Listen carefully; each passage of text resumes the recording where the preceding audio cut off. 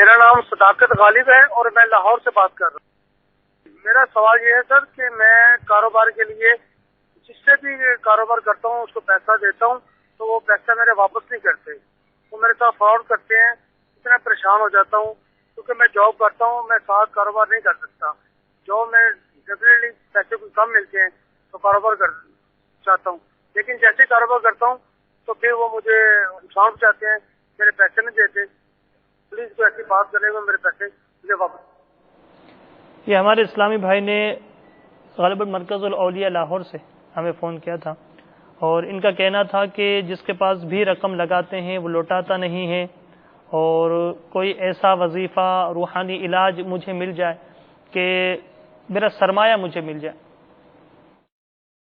دعوت اسلامی کے اشاعتی ادارے مکتبۃ المدینہ کی مطبوعہ 419 صفحات کی کتاب مدنی پنصورہ کے باب فیضان اوراد میں اس حوالے سے چند اوراد لکھے ہوئے ہیں. جو کسی کو امانت سونپے یا زمین میں دفن کرے تو الباطن لکھ کر اس شے کے ساتھ رکھ دے, انشاءاللہ عز و جل کوئی اس میں خیانت نہ کر سکے گا. اس کے علاوہ جیسے انہوں نے فرمایا کہ میرا سرمایہ مجھے واپس نہیں دیتے, اور چونکہ یہ نوکری پیشہ اسلامی بھائی ہیں تو ان کے پاس اتنا وقت نہیں ہے کہ خود کاروبار کر سکے.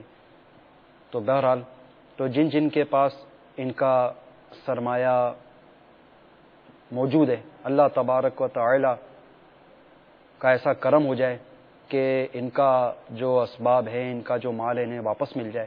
بہرحال یا مذل اپنا جائز حق جیسا کہ قرضہ وغیرہ وصول کرنے کے لیے یہ پڑھنا ہے, اور کس طرح سے پڑھنا ہے یہ بھی بغور سماعت فرما لیں. 2 رکعت نفل پڑھیں اور اس کے ہر سجدے میں 3 بار سبحان ربی الاعلی سبحان ربی الاعلی سبحان ربی الاعلی کہنے کے بعد 75 یعنی 75 ٹائمز یہ اسم یا مذلو یا مذلو یا مذلو یہ پڑھتے رہیں. انشاءاللہ عز و جل جلد ہی ان کی ڈوبی ہوئی رقم انہیں مل جائے گی.